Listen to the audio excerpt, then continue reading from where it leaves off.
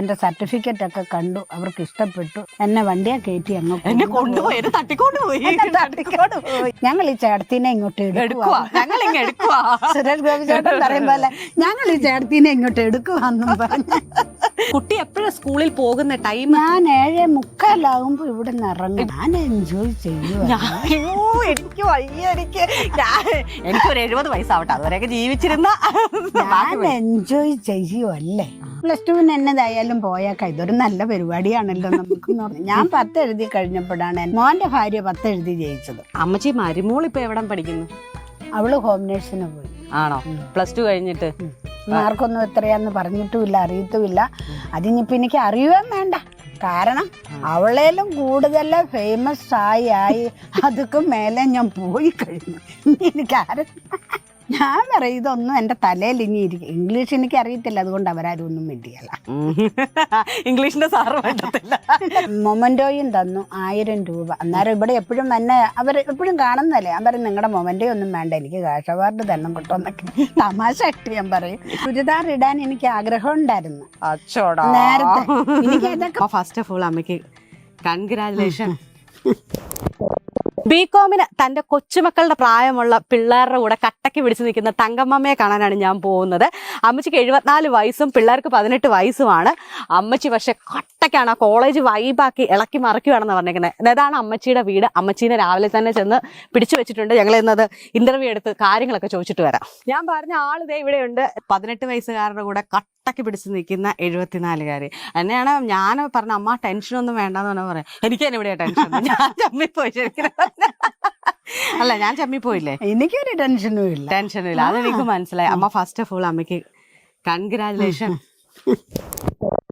അയ്യോ അതൊന്നും ഒരു കുഴപ്പമില്ല. ഇല്ല പൊട്ടിയിട്ടില്ല. ബികോം ആണ് അമ്മ പഠിച്ചേക്കുന്നത്. ബികോം. എങ്ങനെയാ അമ്മ അഡ്മിഷൻ വരെ കിട്ടിയത്? 10 ഞങ്ങള് തൊഴിലുറപ്പിന്റെ മേറ്റ് സ്ഥാനത്തിന് വേണ്ടിയിട്ടാണ്. അതൊക്കെ അറിയാം. അത് ഞാൻ പറഞ്ഞുതരാം. തൊഴിലുറപ്പിന്റെ മേറ്റ് സ്ഥാനത്തിന് വേണ്ടിയിട്ട് ഇങ്ങനെ നോക്കിയപ്പോഴാണ് അറിയുന്നത് 10ാം ക്ലാസ് ജയിച്ചാലേ മേറ്റ് ആവാൻ പറ്റത്തുള്ളത്. എന്നാ പിന്നെ 10ാം ക്ലാസ് എഴുതിയേക്കാന്ന് അമ്മച്ചി കണ്ടു. അമ്മച്ചി നേരെ ചെന്നിട്ട് ഞാൻ ഈ കഥ പറയുന്ന അമ്മച്ചിക്ക് ആവർത്തന വിരസത തോന്നാൻ പറഞ്ഞു. ഞാൻ അടുത്തെന്ന്. അപ്പം അമ്മച്ചി പിന്നെ 10ാം ക്ലാസ് സാക്ഷരതാ മിഷൻ വഴി എഴുതി.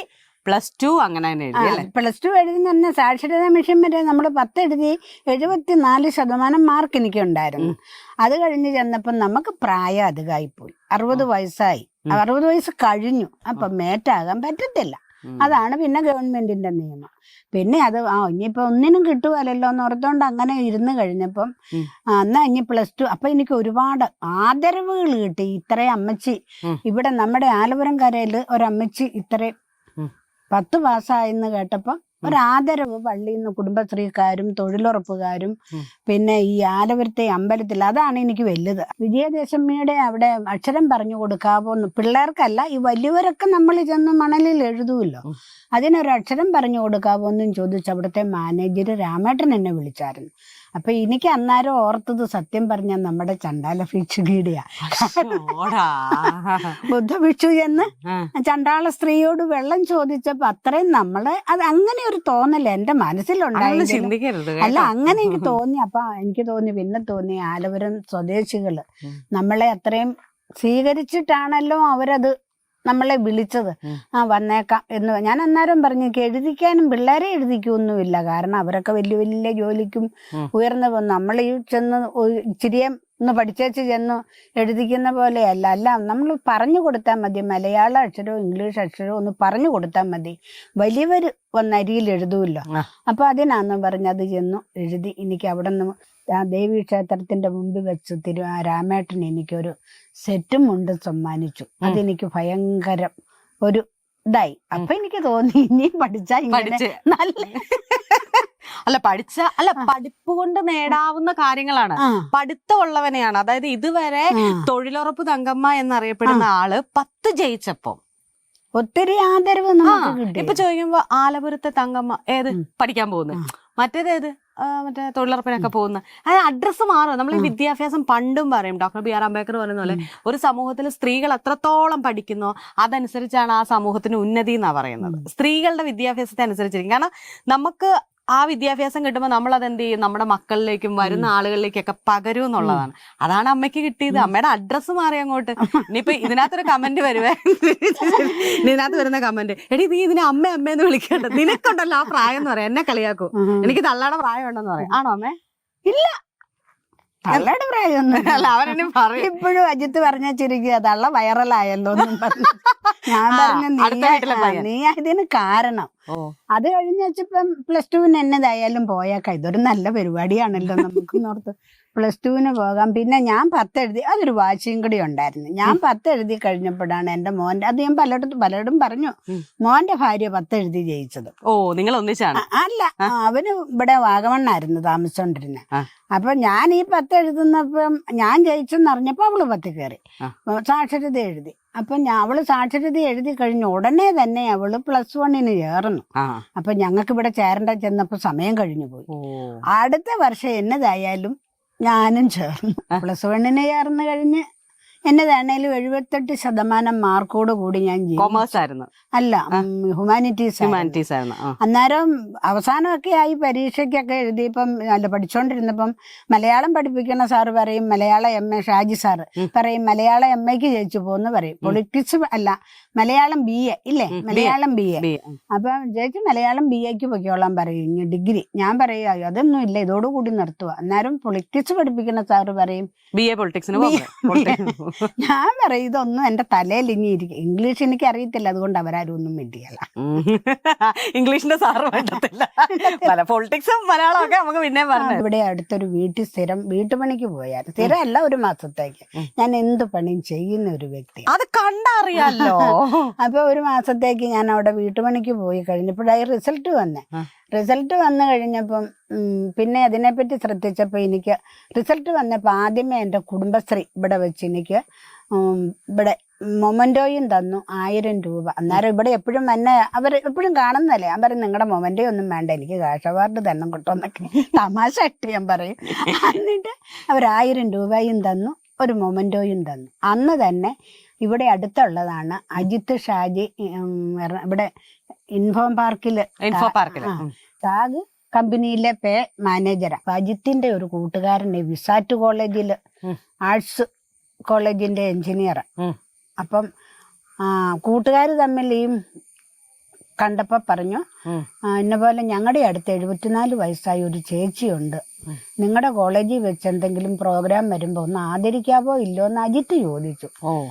ഇവിടെ അടുത്തുള്ള ഞങ്ങളുടെ പയ്യൻ അജിത്ത് ചോദിച്ചപ്പം അവനത് കോളേജ് പ്രിൻസിപ്പളുമായിട്ട് അവരുടെ അധികൃതരുമായിട്ട് സംസാരിച്ചു കഴിഞ്ഞപ്പം അവര് പറഞ്ഞു, ചേച്ചിക്ക് ആദരവ് മാത്രമല്ല, ചേച്ചിക്ക് BComനൊരു അഡ്മിഷൻ കൊടുക്കാവെന്ന് പറഞ്ഞു അവര്. അപ്പൊ ഞാൻ പറഞ്ഞു അതെന്നെ വിളിച്ച് പറഞ്ഞപ്പോ ഞാൻ പറഞ്ഞു, എൻ്റെ അജിത്ത ഇനി അതൊന്നും എൻ്റെ തലയിൽ ഇരിക്കത്തില്ല, അതൊക്കെ നീ ഉപേക്ഷിച്ചെന്നും പറഞ്ഞിരുന്ന് അവര് ഒരു ദിവസം ഞാൻ ആ പണിയുന്ന വീട്ടിലേക്ക് വിളിച്ചു, ചേച്ചി ഇന്ന് സാറൊക്കെ വിളിക്കും കേട്ടോ എന്ന് പറഞ്ഞു ബിസാറ്റിന്ന്.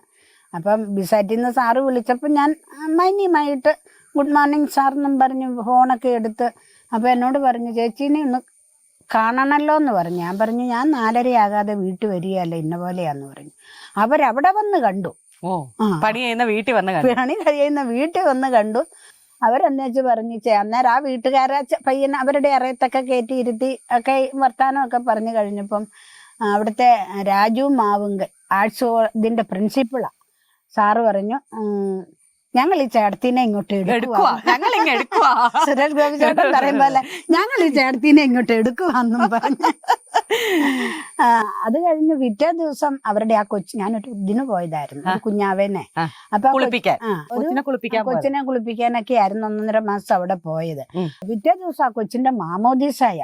അപ്പൊ പിറ്റേ ദിവസം അവര് എന്നെ സാറ് വിളിച്ചിട്ട് പറഞ്ഞു, ചേട്ടത്തി ഞങ്ങളങ്ങ് വരുന്നുണ്ട് കേട്ടോ. ഞാൻ പറഞ്ഞു സാറേ ഇന്ന പോലെ എനിക്കത് പോകാതിരിക്കാൻ പറ്റിയല്ല, അതുകൊണ്ട് ഞാൻ അങ്ങോട്ട് പോകുന്നും പറഞ്ഞു. അത് കാപ്പുന്തലയാ, കടുത്തിരുത്തി. അവിടെ ചെന്ന് മാമോദീസ കൂടി ഉടനെ തന്നെ ഞാൻ ഇവിടെ വന്നു. ഇവര് ഉച്ച കഴിഞ്ഞ് വരുമെന്ന് പറഞ്ഞു. ഉച്ച കഴിഞ്ഞ് അവരിവിടെ വന്നു. പ്രിൻസിപ്പളും കൂടെ കൂടിയാ വന്നേ, മെയിൻ ആള്. അവരും കൂടെ ഇവിടെ വന്ന് കണ്ടു, കേട്ടു, എൻ്റെ സർട്ടിഫിക്കറ്റ് ഒക്കെ കണ്ടു, അവർക്ക് ഇഷ്ടപ്പെട്ടു. എന്നെ വണ്ടിയെ കയറ്റി അങ്ങ് എന്നെ കൊണ്ടുപോയി, എന്നെ തട്ടിക്കൊണ്ടുപോയി. പിന്നെ ഞാൻ നോക്കുമ്പോ പത്രത്തിലായി, ടിവിയിലായി, എന്നെ പോലുള്ള ആൾക്കാർ വരുമല്ലായി, അല്ലെ, ആളായി, മേളമായി. ഓക്കെ, അമ്മച്ചിയോട് ഞാനൊരു കാര്യം പറയാം. അമ്മച്ചിക്ക് 74 വയസ്സുണ്ടെന്നാ പറയുന്നത്. പക്ഷെ സത്യം പറഞ്ഞാൽ പ്രായം തോന്നിക്കില്ല. അയ്യോ, അത് ഞാൻ അങ്ങനെ പറഞ്ഞല്ല, സീരിയസ് ആയിട്ട്. അല്ലേടാ, അല്ലേ, ഞാൻ രണ്ടുപേരോടും കാര്യമായിട്ട് പറഞ്ഞു, അമ്മച്ചിക്ക് പ്രായം തോന്നിക്കത്തില്ല. മാത്രമല്ല സർട്ടിഫിക്കറ്റ് കാണിക്കണോ? ചുരിദാറൊക്കെ ഇട്ട് എനിക്ക് വെല്ലുവിളിയായിട്ട് എന്റെ ഫ്രണ്ട് നിൽക്കുവോ, എന്നെ പോലെ പൊട്ടക്കത്തൊട്ട് ചുരിദാർ ഇടാൻ എനിക്ക് ആഗ്രഹം ഉണ്ടായിരുന്നു അച്ചോടാ. നേരത്തെ. എനിക്ക് അതൊക്കെ വലിയ ആഗ്രഹമായിരുന്നു. അപ്പൊ എന്റെ മോന് ചോദിക്കാതെ ഒന്നും ഞാൻ ചെയ്യത്തില്ല. അപ്പൊ ഞങ്ങള് കുടുംബശ്രീന്ന് ടൂറ് പോയപ്പോ ഞാൻ പറഞ്ഞു, എടാ മോനെ, ഞാനൊരു ചുരിദാർ ഇട്ടോട്ടെടാ, എല്ലാരും ചുരിദാർ ഇട്ടോണ്ടാണല്ലോ, അമ്മയ്ക്ക് വേറെ തൊഴിലൊന്നും ഇല്ലെന്ന് ചോദിച്ചു. ഇവന്റെ കാല് പിടിച്ച് അര മനസ്സ് വെച്ചു. അപ്പൊ എനിക്ക് ചുരിദാറില്ല. ഇപ്പൊ ചുരിദാർ ചോദിച്ചു അനുവാദം വെച്ചു പറഞ്ഞു, എനിക്ക് ചുരിദാറില്ല. അത് കഴിഞ്ഞപ്പോ ഞാൻ വീട്ടിൽ ചെന്ന ആങ്ങളയുടെ മോടെ ചുരിദാർ മേടിച്ചോണ്ട് വന്ന് ഇട്ടോണ്ട് പോയി. ടൂറിന് പോയി, ആഘോഷിച്ച് തിരിച്ചു വന്നു. അമ്മച്ചി മരുമോൾ ഇപ്പൊ എവിടെ പഠിക്കുന്നു? അവള് ഹോം നേഴ്സിന് പോയി. ആണോ? +2 കഴിഞ്ഞിട്ട് മാർക്കൊന്നും എത്രയാന്ന് പറഞ്ഞിട്ടുമില്ല, അറിയത്തുമില്ല. അതിനിപ്പോ എനിക്ക് അറിയുകയും വേണ്ട. കാരണം അവളേലും കൂടുതൽ ഫേമസ് ആയി അതൊക്കെ മേലെ ഞാൻ പോയി കഴിഞ്ഞു. ഇനി എനിക്ക് ഞാൻ കുടുംബകലമൊന്നും ഉണ്ടാക്കാൻ വന്നല്ലേ, പബ്ലിഷ് ആയി കഴിഞ്ഞിട്ട് ആൾക്കാർ ഒരു കുഴപ്പമില്ല. ടൈംസിൽ വന്നു, ഇന്ത്യൻ എക്സ്പ്രസിൽ വന്നു. പിന്നെ എന്നാ വേണം. ഞാൻ ഈ പ്രായം കൊണ്ട് ഒന്നിലും വന്നിട്ടില്ല. പഠിച്ചു പോയതല്ലാണ്ട് ഒന്നിലും വന്നിട്ടില്ല. കൊച്ചുമക്കൾ എത്ര പേരുണ്ട്? കൊച്ചുമക്കള് 2 പേരുണ്ട്. 2 പേരുണ്ടെങ്കിൽ മൂത്തി അവള് നേഴ്സിങ്ങിന് പഠിക്കും, ഇളയവള് +1 പഠിക്കും. ഇത്രയുള്ള ഈ കൊച്ചുമക്കളുടെ പ്രായമുള്ള പിള്ളേരുടെ കൂടെ പോയിരുന്നിട്ട് എന്നതാ പറയുന്നേ? ഞാൻ എൻജോയ് ചെയ്യുക. എനിക്ക് വയ്യ, എനിക്കൊരു 70 വയസ്സാവട്ടെ, അതുവരെയൊക്കെ ജീവിച്ചിരുന്ന എൻജോയ് ചെയ്യുവല്ലേ. അടിപൊളി. പിള്ളേര് എങ്ങനെയാ അമ്മച്ചീനെ വിളിക്കുന്നേ? അമ്മച്ചീന്ന് വിളിക്കും. ഓഹ്, എത്ര അമ്മച്ചി വിളിയല്ലേ. നിങ്ങൾ 18 പേര് ക്ലാസ്സിൽ? ഞങ്ങളുടെ ക്ലാസ്സിൽ 18. ബാക്കിയുള്ളവരോ കാണുമ്പോഴത്തേക്കും അമ്മച്ചി എന്നാ വിശേഷം. ബാക്കി ഡിഗ്രിക്കാര് അവിടെ എത്ര MBA ഉണ്ട്, അങ്ങനെ ഒരുപാടുണ്ട്. അവരൊക്കെ കാണുമ്പോ, ഇന്നലെ ഈ കഴിഞ്ഞ ദിവസം ഞാൻ ഇവിടെ ഞങ്ങളുടെ KPMSന്റെ ഒരു ആദരവുണ്ടായിരുന്നു. അതിന് നമുക്ക് പൊന്നാടയൊക്കെ അണിയിച്ച് അങ്ങനെ ചെന്ന് കഴിഞ്ഞപ്പം ഒരു കൊച്ചു, ഏതാന്ന് പോലും എനിക്ക് മനസ്സിലായില്ല, അമ്മച്ചി എന്നെ വിശേഷം ചോദിച്ചു. അപ്പൊ കുറെ നേരം വിശേഷമൊക്കെ പറഞ്ഞു കഴിഞ്ഞപ്പോ ഞാൻ ചോദിച്ചു, മോളെ ഏതാന്ന് ചോദിച്ചു. അപ്പൊ അമ്മച്ചിയായിട്ട് ഷൂട്ട് ചെയ്യുമ്പോ ഞാനല്ലേ അമ്മച്ചിയുടെ കൂട്ടത്തിൽ ഏത് നേരവും ഉണ്ടായിരുന്നു. ഞാൻ ആ കോളേജിൽ സൈഡ് ആർട്ടിസ്റ്റുകളെ ഒന്നും പരിഗണിച്ചില്ലല്ലേ? ഇത് ശരിയല്ല കേട്ടോ. സെലിബ്രിറ്റി ആയി കഴിഞ്ഞപ്പോ സൈഡ് ആർട്ടിസ്റ്റുകളൊക്കെ സൈഡ് ആക്കി കളഞ്ഞില്ല. വല്ല എത്ര പിള്ളേരാ കൂടണം, നമുക്ക് അറിയത്തില്ലല്ലോ. എന്താണെങ്കിലും പിള്ളേർക്കും അതൊരു രസമാണ്. എങ്ങനെയുണ്ട് പഠിക്കാൻ? എങ്ങനെയുണ്ട് സാറന്മാര് പറഞ്ഞു തരുന്നത്? പഠിക്കാൻ നല്ല സൂപ്പറായിട്ട് അവര് പറഞ്ഞു തരുന്നുണ്ട്. പിന്നെ പുസ്തകം ഒന്നും കിട്ടിയില്ല. ഇംഗ്ലീഷ് അല്ലാത്തതല്ല എനിക്ക് മലയാളത്തിൽ തരാമെന്നുള്ള എഴുതുകയും ചെയ്യാം, അങ്ങനെയാണ് പറഞ്ഞേക്കണേ. പിന്നെ ഇംഗ്ലീഷ് ആണേലും ഇപ്പൊ അവർക്ക് ബാക്കി പിള്ളേർക്ക് പറഞ്ഞു കൊടുക്കൂല്ലോ, അതൊക്കെ ഒരുവിധം ഇപ്പം മനസ്സിലാവണം. വലിയ കാര്യം അമ്മച്ചി. അതുപോലെ തന്നെ എപ്പോഴും ഇവിടുന്ന് കുട്ടി എപ്പോഴും സ്കൂളിൽ പോകുന്ന ടൈം? ഞാൻ 7:45 ഇവിടുന്ന് ഇറങ്ങും. ഇവിടുന്ന് ചന്നം പിന്നെ നടന്ന് താഴത്തെ ഒരു വീട്ടിലെ പിള്ളേര് പോണുണ്ട് മില്ലിൽ. അവർ 8 മണിയാകാറാകുമ്പോഴാ പോകുന്നേ. അവർ 8 മണിയാകുമ്പം പോണ കൂടത്തില്ല, ഓട്ടോയെ കയറി എവിടെ ഇരിക്കും.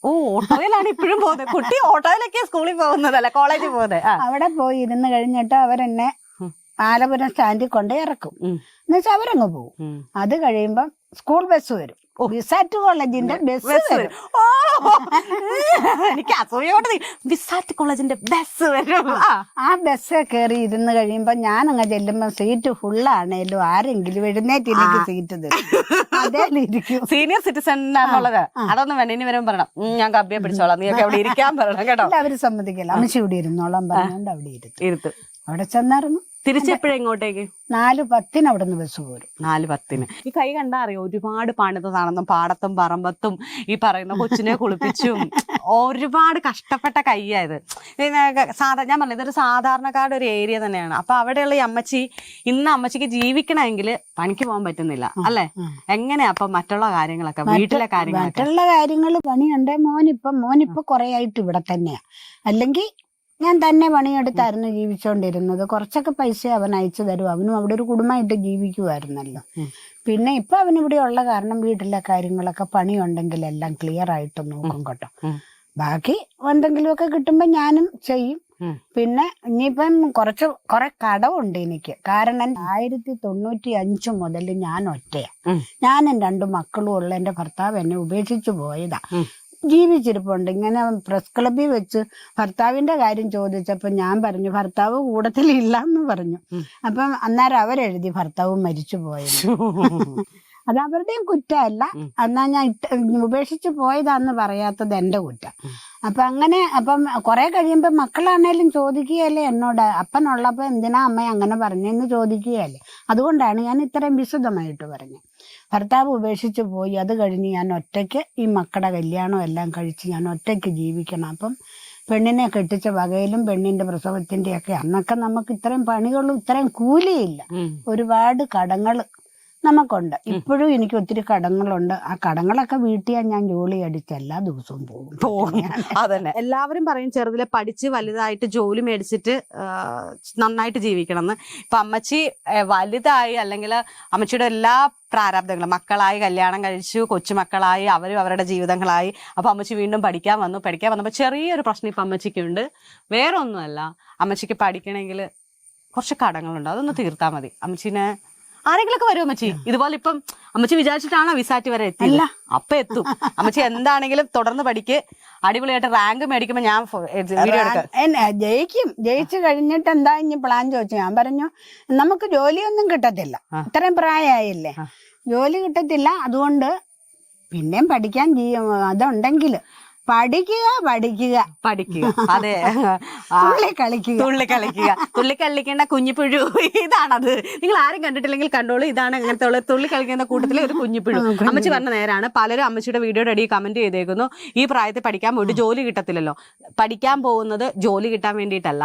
നിങ്ങൾക്കറിയില്ല, ഒരു സ്ത്രീ അവരുടെ എല്ലാ ബ്രേക്കുകളും ഭേദിച്ചിട്ട് ഒരു സൊസൈറ്റിയിലേക്ക് ഇറങ്ങി ചെല്ലുമ്പോൾ ഇതുപോലെ സ്വീകാര്യത ഉണ്ടാവും, അതുപോലെ അവർക്ക് അവിടെ പ്രശ്നങ്ങളും ഉണ്ടാവും. അതിനെയൊക്കെ നേരിടുന്നത് അമ്മ ഈ പറഞ്ഞ ചിരിയിലൂടെയാണ്. അവർക്ക് കിട്ടുന്ന ഒരു റെസ്പെക്ട്. ഇപ്പൊ ഈ വഴി കൂടെ നടക്കുമ്പോ തങ്കമ്മ അമ്മ എന്ന് പറയുന്ന അമ്മയ്ക്ക് കിട്ടുന്ന റെസ്പെക്ട് വേറെയാണ്. അത് വിദ്യാഭ്യാസം ഒന്നുകൊണ്ട് മാത്രം കിട്ടിയത് അല്ലേ? അതെ, അതാണ്. അപ്പൊ അമ്മച്ചി അടിപൊളിയായിട്ടിരിക്കെ. ഇനി ആദരവൊക്കെ ഏറ്റു വാങ്ങാനുള്ള ചെറുപ്പം സൂക്ഷിക്കും. നമുക്കൊരു കാര്യം ചെയ്യാം. അമ്മച്ചിയുടെ വീട് ജസ്റ്റ് ഒന്ന് ഞാൻ കാണട്ടെ. ഇതാണ് സ്റ്റുഡന്റിന്റെ വീട്. സ്റ്റുഡന്റിന്റെ വീട്. ഇത് അമ്മച്ചിയുടെ കയ്യക്ഷരോ? അമ്പടി കള്ളി, നല്ല കയ്യക്ഷരമാണല്ലോ അമ്മച്ചി. മാർക്കറ്റ് എന്നാൽ എന്താ അമ്മച്ചി? മാർക്കറ്റ് എന്നാൽ നമ്മൾ സാധനം വാങ്ങുകയും കൊടുക്കുകയും ചെയ്യുന്ന സ്ഥലം. അമ്മച്ചിക്ക് നമ്മള് ബികോമിൽ നമ്മൾ പഠിക്കാൻ ചെന്നിരിക്കുമ്പോ ഇതൊക്കെ നമുക്കറിയാം. ഇതൊക്കെ ഇങ്ങനെയാണല്ലേ വിളിക്കുന്നതെന്നൊരു ഡൗട്ട് അടിച്ചിട്ടില്ലേ? ഇല്ലേ? ഞാനും ഉണ്ടായിരുന്നു. ഞാനും ബികോമ പഠിച്ചത്. ഇത് അന്നേരം അവിടെ പഠിപ്പിച്ചതാ. ഇത് ചുമ്മാ നമ്മള് അന്നേരം എന്നോട് പറയും, എഴുതണ്ട ചേച്ചി എഴുതണ്ട, ഞങ്ങള് നോട്ട് തരാമെന്ന് പറയും. നോട്ട് തരാന്ന് പറയാം അല്ലേ? ഓക്കെ. ചുമ്മാ ഒരു ബുക്ക്. അമ്മച്ചിയുടെ ഇത് അമ്മച്ചിയുടെ ബുക്കിന്റെ അമ്മയുടെ കയ്യക്ഷരം അടിപൊളി കയ്യക്ഷരം കേട്ടോ. ഈ ഒരു ബുക്കേ ഉള്ളോ? അല്ല, ഞാൻ ചുമ്മാ കൊണ്ടുപോണ ഒരു ബുക്ക്. ഫ്രീക്കത്തിയാ, പണ്ടത്തെ പോലെയല്ല. പ്ലസ് ബുക്കെല്ലാം സൂക്ഷിച്ചു വെച്ചിട്ടുണ്ട്. ഞാൻ ആദ്യം പറഞ്ഞ പോലെ തന്നെ അമ്മച്ചി സ്വന്തം കഴിവില് ഇത്രയൊക്കെ ആയിട്ടുണ്ട്. നമ്മളിനി കുറച്ചു പേരും കൂടെ ഒക്കെ ഹെൽപ്പ് ചെയ്താലോ. ഒന്ന് മൊബൈലാണ്, അമ്മച്ചിയുടെ സാമ്പത്തികമായിട്ടുള്ള കുഞ്ഞു കുഞ്ഞു കടങ്ങളാണ്. അതുകൂടെ തീർത്താല് ഒരു റാങ്ക് ഹോൾഡറാണ് ഈ നിൽക്കുന്നത്. ഉറപ്പായിട്ടും കിട്ടും അല്ലേ? മേടിക്കണം. അമ്മച്ചിക്ക് എന്തെങ്കിലും ഡൗട്ട് ഉണ്ടെങ്കിൽ എന്നെ വിളിച്ച് ചോദിക്കണം. അറിയാമെന്നാണ് ഞാൻ പറഞ്ഞുതരാം. അല്ലെങ്കിൽ പിന്നെ എന്നാ ചോദിച്ചാൽ നമുക്കും എന്റെ ആൾക്കാർക്കും ഇത്രയും ഇതായിട്ട് സെലിബ്രിറ്റി ആയിട്ട് എന്റെ സ്വന്തക്കാരെല്ലാം ഏതാണ്ട് നിധി കിട്ടിയ പോലെ വെച്ചോണ്ടിരിക്കും. ആലപുരം കരക്കാരുടെ ആ സ്വീകരണം നമ്മൾ നശിപ്പിക്കാൻ പറ്റുമോ? പഠിക്കണം. കുട്ടിയിൽ ഈ നാട് ഒരു ഭാവി കാണുന്നുണ്ട് കുട്ടി. അത് പക്ഷേ ഞാൻ +2 എഴുതി കഴിഞ്ഞപ്പോഴേ അത് പത്രത്തിൽ വന്നല്ലോ, എഴുതിക്കൊണ്ടിരിക്കുന്നത് പത്രത്തിൽ വന്നു കഴിഞ്ഞപ്പോ താഴത്തെ ആ കൊച്ചു മാത്രമേ എന്നോട് പറഞ്ഞുള്ളൂ, ഒരു പെണ്ണ്, എഴുകാമല്ല തങ്കമ്മാമനെ കൊണ്ട് അറിയപ്പെടട്ടെ എന്ന്. അതെങ്ങാണ്ട് ഫലിച്ചു. എത്ര നാക്കുവരിയാ അല്ലേ? ശരി, എന്നാ സന്തോഷം കണ്ടതില്. പോക്കോട്ടെ. Thank you. അയ്യോ, വേർപ്പമോ അതിനിപ്പോ എന്താ.